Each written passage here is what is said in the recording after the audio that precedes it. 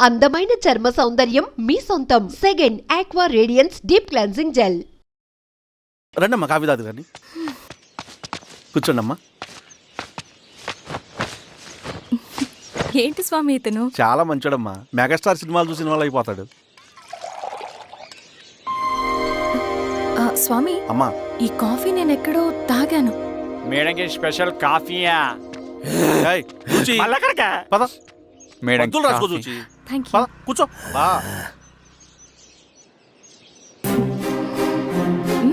Coffee బాగుంది. ఎవరు చేశారు? మా రవణ పెట్టాడమ్మా. రవి? ఎవరు రమ్మను? రవణ మేడం పిలుస్తున్నారు.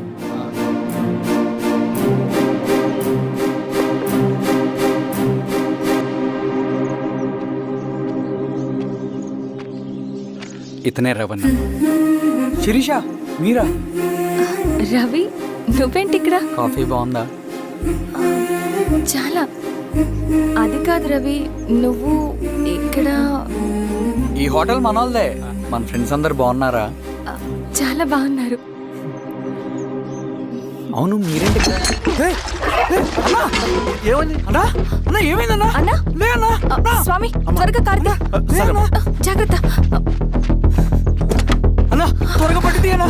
అన్నా త్వరగా పోనీ.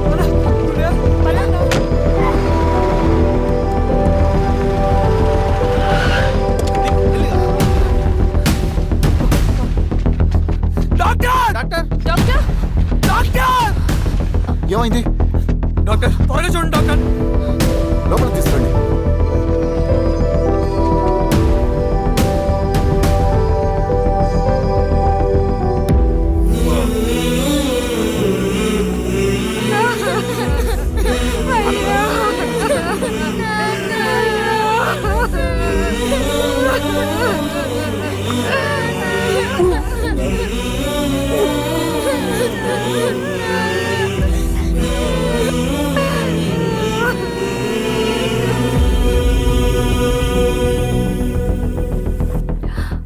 ఎలా ఉంది డాక్టర్? డాక్టర్ చనిపోయాడమ్మా.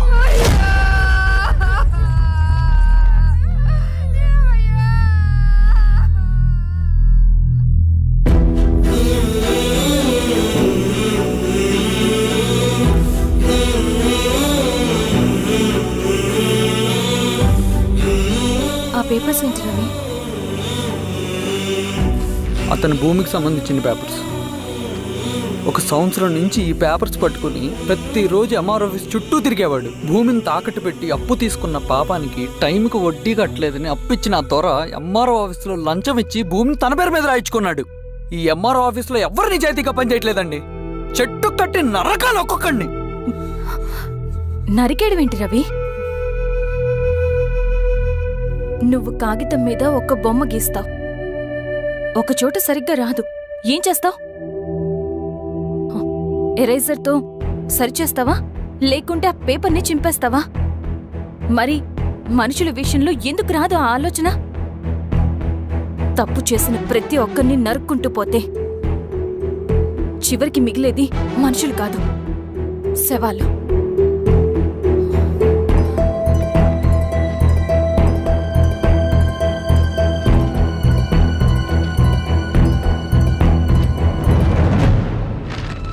పదరవి రా.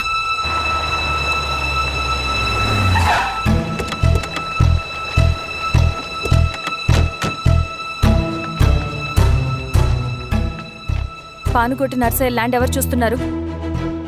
మీరెవరు? ఇదిగోండి అప్లికేషన్. ఇది డిస్ప్యూట్ ల్యాండ్, ఎవడేం చేయలేడు. నీ నిర్లక్ష్యం, నీ లెక్కలేనితనం వల్ల ఒక నిండు ప్రాణం పోయింది. ఒక కుటుంబమే రోడ్డు మీద పడింది తెలుసా? ఏంటమ్మా గొడవ?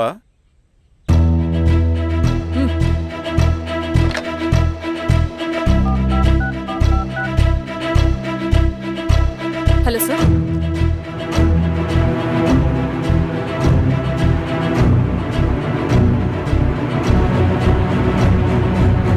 Okay sir.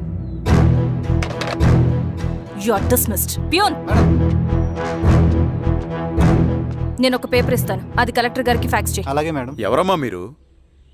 ఈ ఊరికి కొత్తగా వచ్చిన ఎంఆర్ఓ.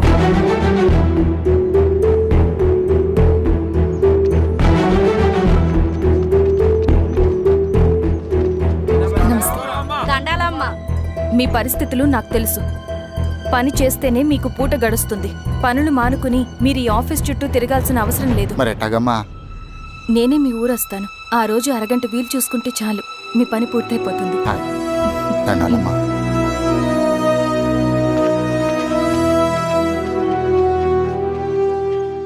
ఎన్నిసార్లు తుడుచుకున్నా పోతాయి, కానీ వీళ్ళ నిర్లక్ష్యంతో పేదవాళ్ల ప్రాణాలే పోతున్నాయి. అన్నయ్య, మన ఊరి సమస్య పేదరికం కాదు, నక్సలిజం. నాలాంటి ప్రభుత్వ ఉద్యోగులు వాళ్ళ డ్యూటీలు సక్రమంగా చేయకపోవడం వల్ల విసిగిపోయిన జనం అడవిలో వాళ్ల హెల్ప్ తీసుకుంటున్నారు. ఒక వ్యవస్థ ఇక్కడ సరిగ్గా పనిచేయనందుకే మరో వ్యవస్థ అక్కడ పుట్టింది. అందుకే నా పన్నం చేయనివ్వండి. స్నానం చేసి రండి, భోజనం చేద్దాం.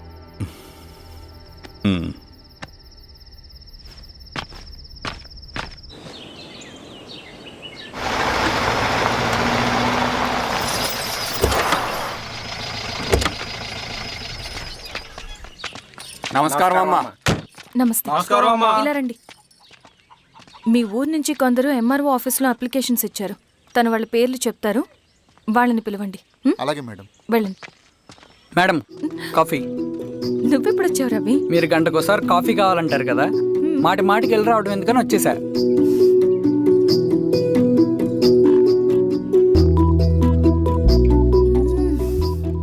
రవి, ఈ కాఫీ కోసమైనా నేను పెళ్లి చేసుకోవచ్చు. అదేంటి అలా అనేసారు? That's a compliment. భలే వారండి బాబు. దండాలమ్మా. నమస్తే. ఇలా ఇవ్వండి. చెప్పండి, మీ సమస్యలేంటో. పేరు తలుపుల వీరాంజనేయులు. ఉన్నది 3 ఎకరాల పొలం.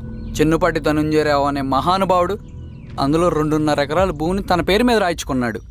అడిగితే నీ దిక్కున్న చోటు చెప్పుకోమన్నాడు. దిక్కులేనాడు కాబట్టి 1/2 ఎకరం భూమి మీదే పెద్ద కుటుంబాన్ని నెట్టుకొస్తున్నాడు. అవునమ్మగారు, ఆ పొలం ఎలాగైనా తిరిగి ఇప్పించేయండి అమ్మగారు. ఆ పొలం కోసం 3 సంవత్సరాల నుంచి తిరుగుతున్నాను అమ్మగారు. వీరబాబు, వీళ్ళందరి దగ్గర కలెక్ట్ చేసుకో. మేడం, దాదాపుగా ఇక్కడ ఉన్న వాళ్ళందరి పరిస్థితులు ఇవే. వీళ్ళ సమస్యలు పరిష్కారం కావాలంటే మాట్లాడాల్సింది వీళ్ళతో కాదు మేడం, మన ఊరి పెద్ద మనుషులతో. ఆహా. ఇందు మూలంగా 50 మంది గ్రామ ప్రజలకి తెలియజేయదేవనగా శ్రీరామగిరి గ్రామ పంచాయతీ మోతుబరి రైతులు, సన్న చిన్నకారు రైతులందరూ రేపు ఉదయం 10 గంటలకి ఎంఆర్ఓ ఆఫీస్ దగ్గరికి రావాలా.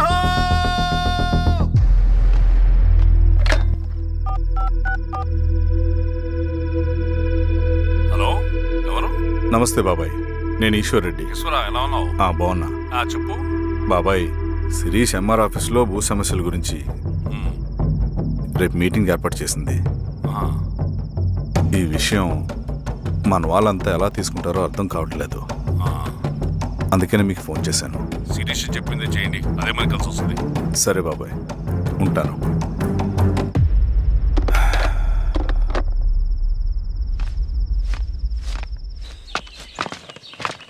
నమస్తే మేడం. నమస్తే అమ్మా. కూర్చోండి. పొలాల్లో పండిన పంట కోతకొచ్చినా ఈ రోజుకి ఒక్క గింజ కూడా తెగకుండా పక్షులకు, పందికొక్కలకు ఆహారంగా పోతుందంటే దానికి కారణం ఇది. ఈ ఊరికి పట్టిన దౌర్భాగ్యం మీరు చేసిన అక్రమాల చిట్టా. కడుపు మంటతో ఉన్నవాళ్లు మీరు చెప్పిన కూలీకొచ్చి ఎందుకు పనిచేస్తారు? దౌర్జన్యాలు చేసి దిక్కున్న చోట చెప్పుకోమన్నారు. ఇప్పుడు అడవే వాళ్ళకి దిక్కైంది. అది ఎవరి తప్పు? మొత్తం 100 ఎకరాల పైచిలుకు భూమి వాళ్ల దగ్గర దౌర్జన్యంగా లాక్కుని ఇన్ని సంవత్సరాలుగా మీరు అనుభవిస్తూ ఉన్నది. మీ అంతట మీరుగా తిరిగిచ్చేస్తారా, లేదా చట్టం ఎలా పనిచేస్తుందో మీకు చేసి చూపించమంటారా? అలా చేయండి మేడం. నువ్వు ఆగవే నరసింహులు. ఏం చేయాలో మా ఎంఆర్ఓ గారికి బాగా తెలుసు.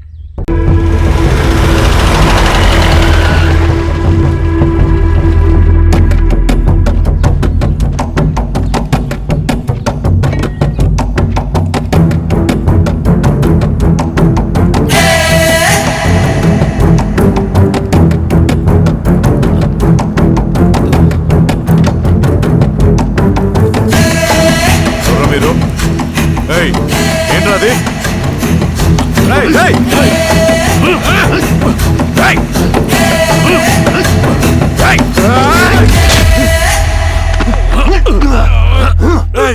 ఎవరు మీరు?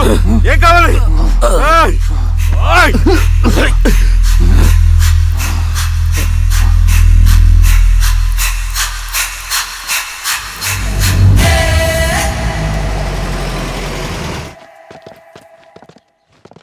సార్ మన పోలీస్ టీం అడవంతా జల్లెడ పడుతున్నారు sir. You don't worry sir. చూడు ఇన్స్పెక్టర్, సాయంత్రంలో ఈశ్వరయ్య ఇంట్లో ఉండాలా. వాడికి ఏమైనా అయితే మీ డిపార్ట్మెంట్లో ఏ ఒక్కడిని విడిచిపెట్టను నేను. అమ్మా, వాణ్ణి కలవటానికి వచ్చాను నేను. ఇంతలో ఎలా జరిగిపోయింది. నువ్వు ధైర్యంగా ఉండమ్మా. సార్ ఈ కంప్లైంట్ మేడం సైన్. ఇదిగో దీని మీద సంతకం పెట్టమ్మా.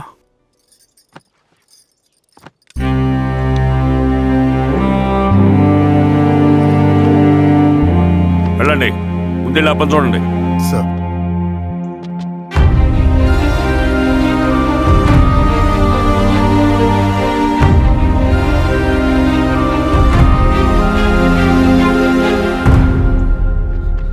అయ్యా అయ్యా అయ్యా, మన పొలంలో అయ్యా. ఏమైందిరా? ఈశ్వర్య శవం శవం శవం. చెన్నారెడ్డి, పద, పద, పద, పద.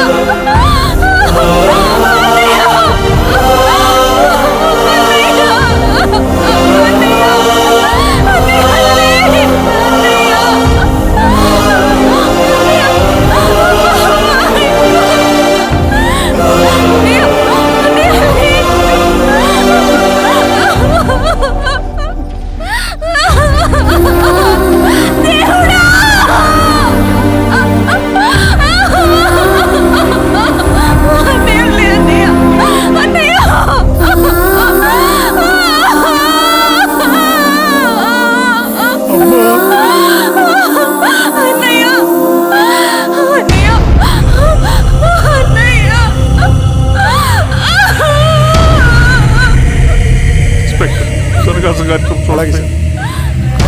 మీరేసా మీరు క్లియర్ చేయి. మీరందరూ జరగండి మా పక్కకి.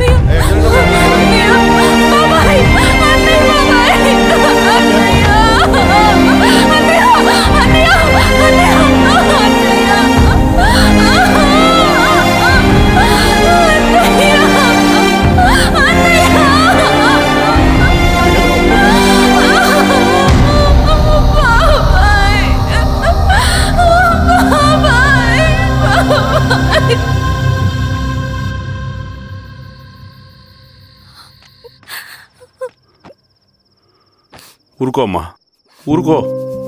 నలుగురికి మంచి చేయాలన్నది మీ అన్నయ్య కళ. అలాంటి వాడిని పొట్టను పెట్టుకున్నారు. ఆ కళ మధ్యలోనే ఆగిపోకూడదమ్మా. ఇందులో సంతకం పెట్టు. బాబాయ్, మీ అన్నయ్య ఆత్మ శాంతించాలంటే నువ్వు ఈ పని చేయక తప్పదమ్మా. కానీ బాబాయ్, నేను ఈ పరిస్థితుల్లో. అమ్మా, పరిస్థితులు చక్కబడాలంటే మనం పవర్లో ఉండాలి. ఇదిగో నువ్వు పెట్టిన ఒక్క సంతకం చాలా మంది జీవితాలు మార్చింది. నువ్వు పెట్టబోయే ఈ సంతకం ప్రజాస్వామ్యాన్ని బతికిస్తుంది. పెట్టమ్మా.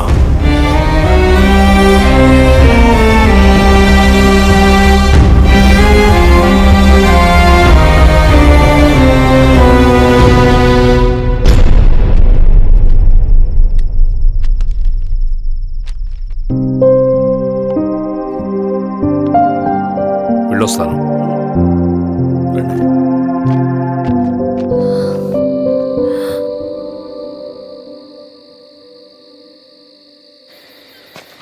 లాల్ సలాం కామ్రేడ్. లాల్ సలాం. పినపాక మండలం జెడ్పీటీసీ అభ్యర్థిగా సురేషారెడ్డి. రవిని పిలిపించు. లాల్ సలాం కామ్రేడ్. లాల్ సలాం. ఎంఆర్ఓ శిరీష ఈ ఎలక్షన్ నుంచి తప్పుకోవాలి. ఏం చేయమంటావు అన్నా? శిరీషాని ప్రజాకోర్టులో హాజరుపరచాలి. అది నువ్వే చేయాలి. అన్నా ఎక్కడికి పోతున్నాం మనం? సమసమాజ స్థాపన వైపుకు, బలహీనుని బానిసగా మార్చి దోచుకోవాలనుకునే బలవంతుడు గుండెలు చీల్చే వైపుకు, అభయం ఇచ్చే ఎర్ర జెండా నీడ వైపుకు. రవి, అందుకే ఎలక్షన్ జరగకూడదు. గెలిస్తే మనమే గెలవాలి. డబ్బు, కులం, రాజకీయ కండబలం, సానుభూతి ఓట్లు కానీ గెలవకూడదు. ఈశ్వర్రెడ్డి హత్య జరిగింది కాబట్టి ఈసారి శిరీషకి హై సెక్యూరిటీ ఉంటుంది. జాగ్రత్తగా డీల్ చేయి.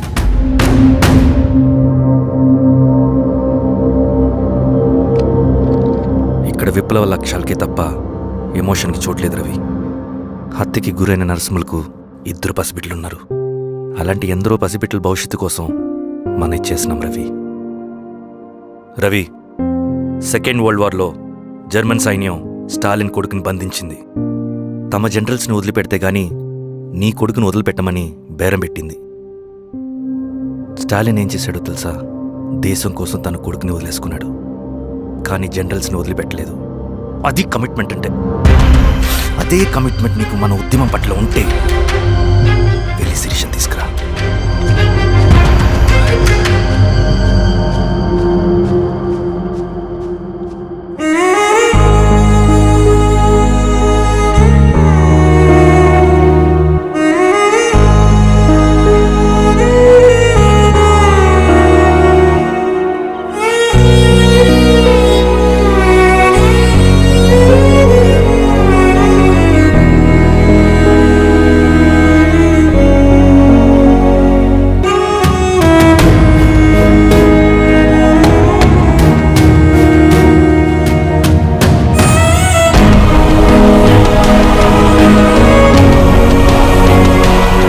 అదే కమిట్మెంట్ నీకు మన ఉద్యమం పట్ల ఉంటే వెళ్ళి శిరీషను తీసుకురా.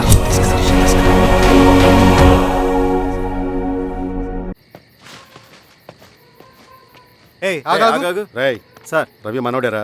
వెళ్ళు. అమ్మా భోజనం తీసుకురమ్మంటారా? నాకేం వద్దు.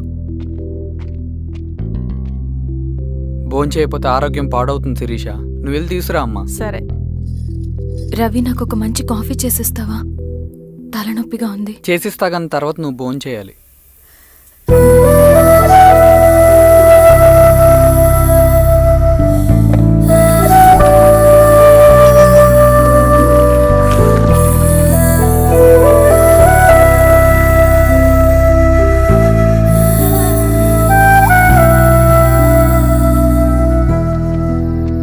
మీరేంటిలా?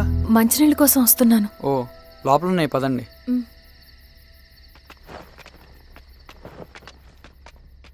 ఇదిగోండి మంచినీళ్ళు.